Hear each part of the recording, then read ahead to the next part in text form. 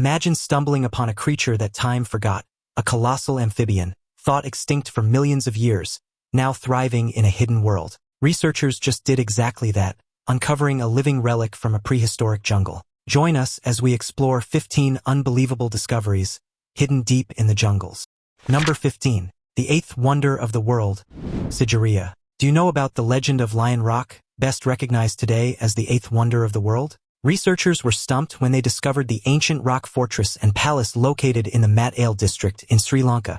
Its initial discovery was made in 1831 by Major Jonathan Forbes while exploring the Sri Lankan highlands. The elevation stands at an astonishing 180 meters and, according to legend, the area was selected by King Kashyapa for his new capital city. As for the name Lion Rock, the king had a giant lion carved out along the gateway, hence the name. The palace was well decorated but ultimately abandoned after the king passed away. It regained prominence in 1982 when it was declared a World Heritage Site and is now one of the most prominent tourist attractions in all of Sri Lanka, befitting considering the many murals on the walls, the fountains, and the luxurious artifacts that have been unearthed from Lion Rock. Number 14. A plane in the middle of nowhere.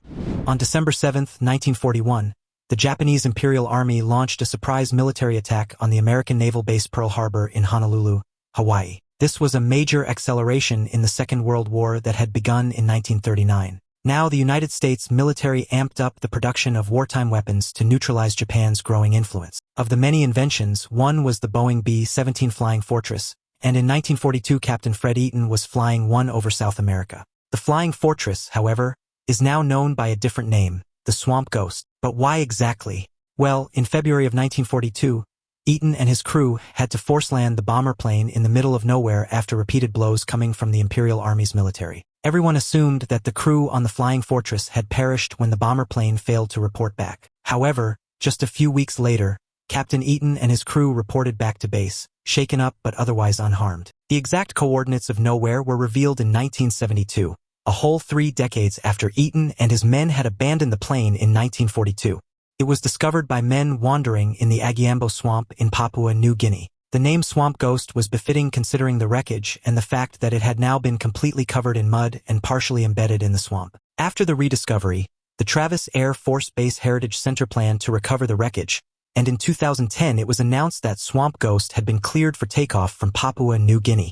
It arrived in the United States in April 2010. Where family members of the original crew came to see the Flying Fortress in Long Beach, California. As of 2024, the Flying Fortress, or the Swamp Ghost as it is now known, is undergoing restoration and on display at Hangar 79. Number 13. Sha Tempishka.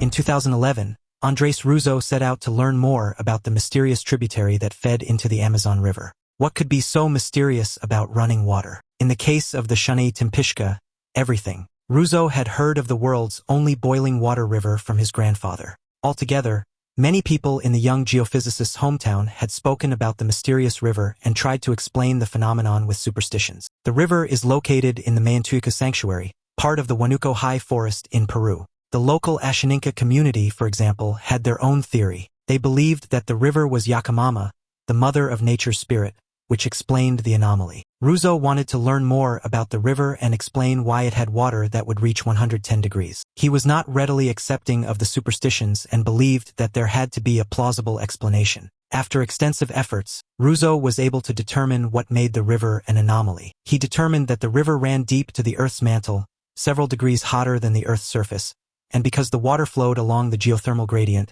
it caused it to heat up. While Russo's explanation seemed much more plausible, it is still highly debated. Maybe we'll never know the truth about the world's only boiling river. Number 12. El Mirador. The Mayan civilization is believed to be one of the oldest civilizations the Earth has ever seen. Remnants of the great people have been discovered throughout the past several centuries, but the greatest discovery was arguably made in 1962 when Ian Graham presented the world with a map of El Mirador, the lookout. El Mirador is nestled in the dense forest to the north of El Petén in Guatemala, and was the center for the Maya people from the 10th century BC to 200 AD. The site spans approximately 10 square miles and is believed to have been home to over 100,000 people. The most prominent location in the site would be the La Danta complex, which houses several pyramids, including La Danta. To put this great archaeological find into perspective, La Danta is larger than the Great Pyramid of Giza. The Maya people were long believed to have been the earliest proponents of modern architecture, and El Mirador was a great example of how advanced they were. The once thriving city had been concealed by the vast jungle for thousands of years until the 19th century. Later on, in the 20th century, mass excavations and restorations took place to shed more light on the Maya civilization, many of which continue to this day. Now it's time for today's topic.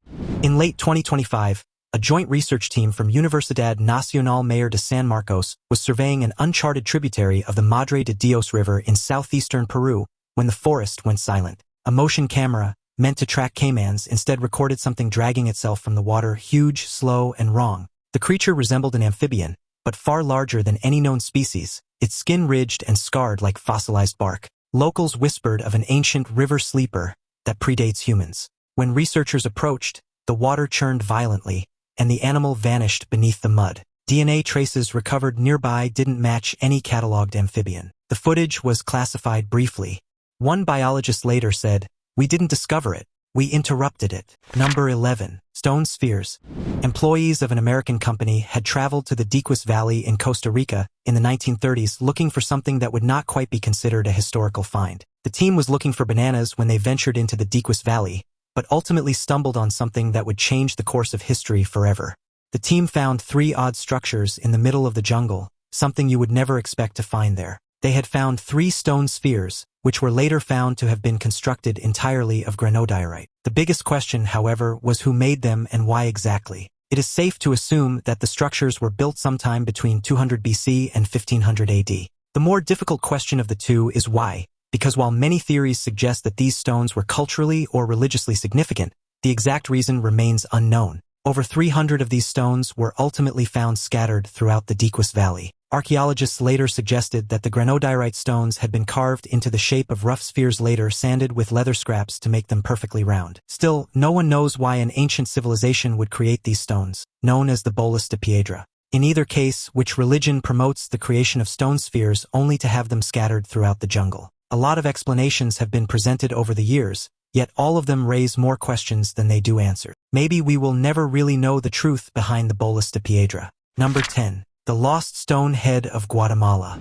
Of all the things that could possibly be discovered within a jungle, a gigantic stone head would be at the very bottom of the list. However, in the late 20th century, that was exactly what was found in the jungles of Guatemala. The features were unique but clearly human. The stone head had fine features such as thin lips and a large nose, and its posture curved up toward the sky. The features were distinctly similar to pre-Hispanic races of America, leading many to believe the stone head was carved by masons in ancient South America. The stone head gained popularity after Dr. Oscar Rafael Padilla published a photo of the head in 1987. Allegedly, he had received the photograph in the mail one day from a mysterious man who claimed to have known where the head was found. Ultimately, it was found to have been a member of the Biens family from a small village in La Democracia in the south of Guatemala. While members of the Biens family claim that the stone head was in fact real and have many villagers to corroborate their claims, Dr. Padilla could not locate the monolithic structure himself when he visited the site later on. Either one of two things happened. Anti-government rebels had vandalized the area and destroyed the stone head, or the Biens family had lied. The jury is still out. Number 9. Secret German bunker. In 2015, a team of researchers from the University of Buenos Aires found a mysterious bunker in the Argentinian jungles. The mysterious hideout was believed to have been created during the Second World War, back when Argentina was a staunch supporter of the Third Reich. What they found reignited an old legend about one of the world's most feared dictators, Adolf Hitler. Taking it back to the spring of 1945 when the Allies advanced into Germany, after the fall of the Nazis, Hitler was their prime target. But before the army could get to him, they discovered that the feared dictator, along with his wife Eva Braun, had passed away. The bodies were discovered in their beds, believed to have been a self-inflicted case. It was enough to appease the Allies, and shortly thereafter the Allies announced victory. But had they actually won? Now let us go back to 2015 when the discovery was made. The researchers knew that the bunker was German-built and probably from the time of the Second World War, but they never expected it to hide secrets any deeper than that. The site had been open to the public, and the signage indicated that Hitler's personal assistant, Martin Bormann, had visited the bunkers at least. The question is, did Hitler visit them too? Officially, the German dictator was declared defeated on April 30, 1945. However, The discovery of German coins inside the bunkers led to speculation that Hitler and his wife had body doubles in their bed on the fateful night when the Allies won the war. To be fair, this theory of one of the greatest cover-ups in all of history is supported by actual facts, such as how the Nazis did in fact build hideouts in the remotest parts of South America should the Allies actually win the war. The 2015 discovery has now cast doubt on the whereabouts of Hitler, his wife, and any family they might have had. Number 8. Vietnamese Tarzan. A father and son duo survived for 4 decades in the Vietnamese jungle, relying on bare essentials and their bare instincts. Ho Van Tan and his son Ho Van Lang had been living in the dense jungle of Quang Ngai Province, Vietnam, allegedly since the Vietnam War. In 1972, Tan fled into the jungle with his infant son after a bomb struck his village and wiped out their other family members. Thereafter, for over 4 decades, the father and son lived in a remote, untouched part of the jungle, cut off from modern society. They survived by cultivating corn, gathering fruit, and hunting small animals. They were eventually found in 2013 when a group of villagers looking for firewood accidentally stumbled into the father and son's hidden camp and reported it back to authorities. Shortly thereafter, a rescue team was sent to the camp, and the team negotiated with Tan and Lang to return to modern civilization. It had been several years since the duo had seen the modern world. While Tan had once been a part of it, Lang was largely unfamiliar. To be fair, he was only 2 when he was taken into the jungle. Upon discovery, Lang was 42 years old. Tan passed away a few years later, whereas Lang eventually reconciled with the modern world before passing away in 2021. Even in his final years, Lang reportedly preferred to live a secluded life. Number 7. Mega city Angkor. Jayavarman II established the Khmer Empire after declaring himself as the God King sometime in the 9th century. The Khmer Empire flourished under the God King and several others who came after him until the 15th century. The city closely resembled modern-day urban centers with its passages, streets, and advanced water systems. But by the 15th century, it had started to decline. No calamity took over the people of the Khmer Empire, and it is believed that people simply moved on and moved away from Angkor once a new religious center was established. But whatever happened to Angkor, the capital city? While the local Khmer folk knew of the existence of Angkor, its exact coordinates were forgotten. That was until Henri Mouhot ventured into the Cambodian jungle in 1858. After the city fell into ruins in the 15th century and was covered by vegetation, it became harder and harder for the local Khmer people to pinpoint its exact location. Mouhot was able to map out its exact coordinates. Now, to give you some context into how advanced the Khmer people were, they are believed to have created the world's first waterways. Today, the exact land area of Angkor is believed to be somewhere close to the entirety of Los Angeles. Remnants of the Angkor Empire, especially the Angkor Wat, can still be appreciated in modern-day Cambodia after mass-scale restorations were carried out. Number 6. The White City of the Monkey God. In 2017, Douglas Preston wrote a book titled The Lost City of the Monkey God, a tale based on true events. The book detailed an expedition by filmmakers Steve Elkins and Bill Benenson using LIDAR to search the Rio Platano Biosphere Reserve of the Gracias a Dios Department in the Mezquitia region of eastern Honduras. The search was inspired by rumors of La Ciudad Blanca, also known as the White City. Altogether, 4 expeditions were launched in the 1930s by the Museum of the American Indian, the High Foundation. The search was inspired by tales of a lost city with a pyramid topped by a giant stone statue of a monkey god somewhere in the Mezquitia region. For decades, explorers who entered the jungle returned with fragments of stone tools, eerie carvings, and stories of structures swallowed by vegetation. The region itself was considered nearly impenetrable, plagued by venomous snakes, disease, and terrain so dense that progress was measured in meters per day. When modern teams finally surveyed the area from the air, the jungle canopy appeared unbroken, hiding everything beneath it like a green ocean. But once the LIDAR data stripped away the trees, geometric shapes emerged with unsettling clarity. Ancient causeways, plazas, and raised earthworks formed patterns no natural process could explain. Some of the features suggested careful urban planning rather than a single ceremonial site. Researchers began to suspect that this was not just one city, but an entire network of settlements linked together. The discovery reshaped how scientists viewed human civilization in Central America. The search was a near success, with Preston discovering large pre-Hispanic settlements, plazas, terracing, canals, roads, and pyramids, confirming the existence of a lost city. The book eventually went on to become a bestseller, although not without some controversy. Namely, the archaeologists who were not involved in the expedition claimed that the existence of the lost city and the artifacts were exaggerated for the publication. Still, the book was a #1 bestseller on the New York Times bestseller list. It was named a Notable Book of the Year by the New York Times and a Best Book of the Year by National Geographic, the Boston Globe, and the American Association for the Advancement of Science. Number 5. The City of Giants.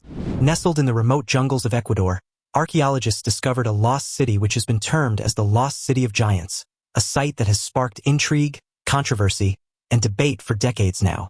The City of Giants was discovered in the Amazon region near the border with Peru. As the name suggests, the City of Giants is notable for its massive structures, evidence of a lost civilization where everyone was a giant, hence the name. The site was first discovered in 2012 by Bruce Fenton, who stumbled upon the structures in the jungle by accident. Besides the giant stone structures, the Lost City of Giants was also a marvel for the several gigantic tools and pyramid structures found. For example, the pyramid measures roughly 80 meters tall. How did they construct such a marvel? No one has been able to explain just yet. Stone blocks appear cut with uncanny precision, stacked in ways that seem to defy the limits of known ancient engineering. Some pathways are so wide and steps so tall that an average human would have to climb them on all fours. Explorers who reached the deepest sections described an overwhelming sense of scale, as if the city was never meant for people of modern size. Moss-covered carvings hint at figures far larger than humans, their proportions etched into the stone with deliberate detail. Tools recovered nearby weigh far more than a single person could realistically lift or use for extended periods. Local legends speak of towering beings who once walked the forest canopy,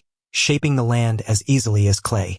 At night, the jungle around the ruins grows eerily quiet, fueling the belief that the site is still being watched. Whether these impressions are psychological or something more, visitors consistently report feeling unnervingly small among the ruins. The city has been subject to much controversy and speculation of its authenticity. Still, despite the skepticism, the Lost City draws several 100,000 tourists every year. There's some talk about the Lost City being constructed by people in the modern day, probably as a prank for others. Others believe that the city harbors some secrets of a civilization that was wiped out along with dinosaurs many, many centuries ago. Still, some believe that the people in the Lost City of Giants were targeted by regular humans because they were so different. Could aliens also be a plausible explanation?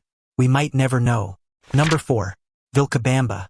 Often known as the Lost City of the Incas, Vilcabamba was once the capital of the Neo-Inca state of the Inca Empire in modern-day Peru. The site thrived as a religious center in the 16th century, but was ultimately abandoned once the jungle started seizing control of the area. Vegetation formed all around, and the exact location of the city was forgotten. Fast forward to the 20th century, and Hiram Bingham was on an expedition to the great Incan ruins of Machu Picchu. It was then that Bingham set out to learn more about the forgotten people, including tales of the many cities that had allegedly been lost. Stories told by local Quechua guides spoke of stone cities swallowed whole by vines, where walls still breathed beneath moss.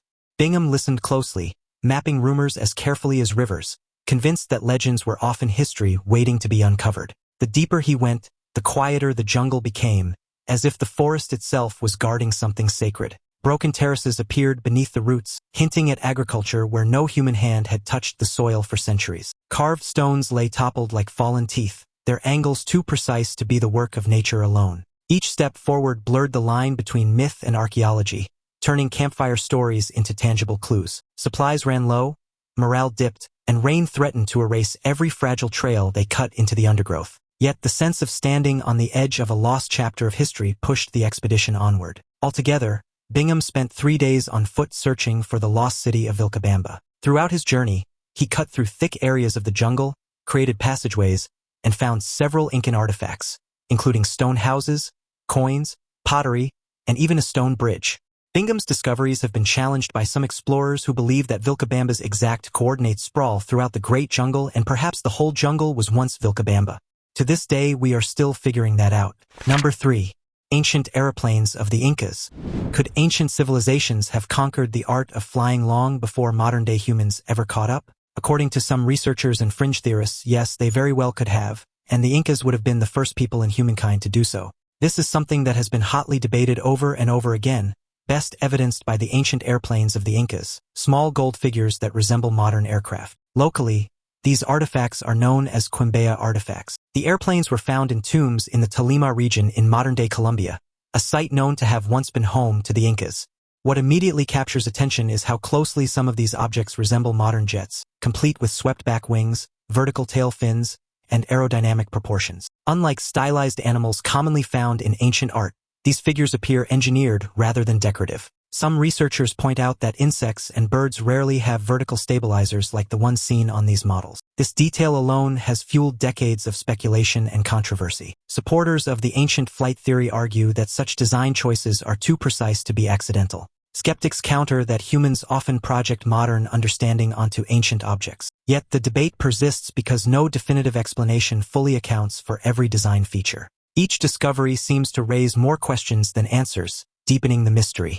What made the airplanes even more monumental was that they could actually fly if built to scale. That is, in the 1970s, Peter Belting and Conrad Lubbers built scale models with engines to see if they could actually fly, which they did. This was interesting considering that the Incas had built these miniature models sometime in 1000 AD.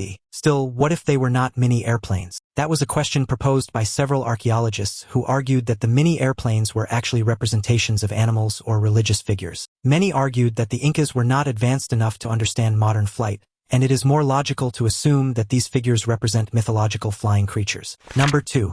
Sculpture Garden. Known to the locals as Las Pozas, this surreal, fantastical creation is the work of Edward James, a British poet who traveled to the lush green jungles of Xilitla in the Huasteca region of San Luis Potosí in Mexico. Construction began in the middle of the 20th century, around 1947, when James purchased the land. Reportedly, his goal was to create an otherworldly sanctuary that blended art with nature and focused on James' surrealist artwork. The name Las Pozas, meaning the pools, refers to the series of natural water features found throughout the garden. What makes Las Pozas so striking is that it was never meant to be finished in any traditional sense. James allowed the jungle to reclaim and intertwine with the concrete, letting vines crawl over pillars and trees pierce through staircases. Some structures lead nowhere, ending abruptly in midair, as if inviting visitors to imagine their own destination. Others spiral upward with no railings, creating a sense of dreamlike instability that feels intentional. The scale of the project is astonishing, especially considering its remote location deep within dense rainforest. Rain,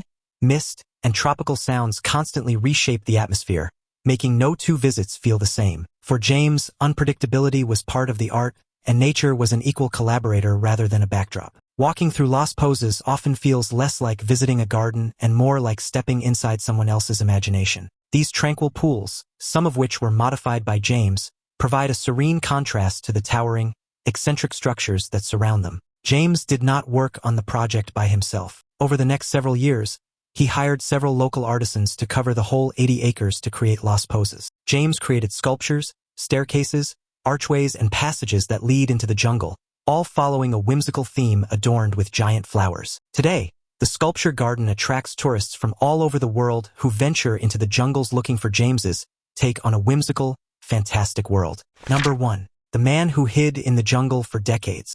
When the rest of the world celebrated the end of the Second World War, hero Onoda stayed on his post as a soldier of the Imperial Army. It was not until decades later that Onoda was relieved of his post, celebrated for his bravery, and formally allowed to put down his arms and go back to living a normal life. The Japanese Imperial Army officer had trained as an intelligence officer when he was sent to the Philippine island of Lubang in 1944. His mission was to carry out guerrilla warfare and gather intelligence, with strict orders never to surrender or take his own life. And that was exactly what he did. Onoda was one of several officers who were instructed not to leave their post. But when the war ended, the government informed the remaining soldiers who were scattered throughout the wilderness.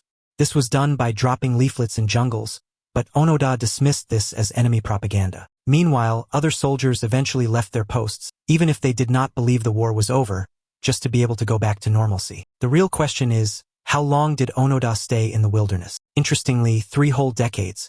Onoda survived in the jungle, carrying out small-scale attacks on local villagers and evading capture. He lived on what he could find in the jungle, including food scavenged from nearby farms, and relied on his training to remain hidden. Onoda's isolated resistance came to an end in 1974 when Onoda's former commander, Major Yoshimi Taniguchi, traveled to Lubang to formally relieve him of his duties. He later moved to Brazil and lived a quiet life until passing away in 2014, wiped away and forgotten like many other cases in today's list. Thanks for watching and see you in the next video.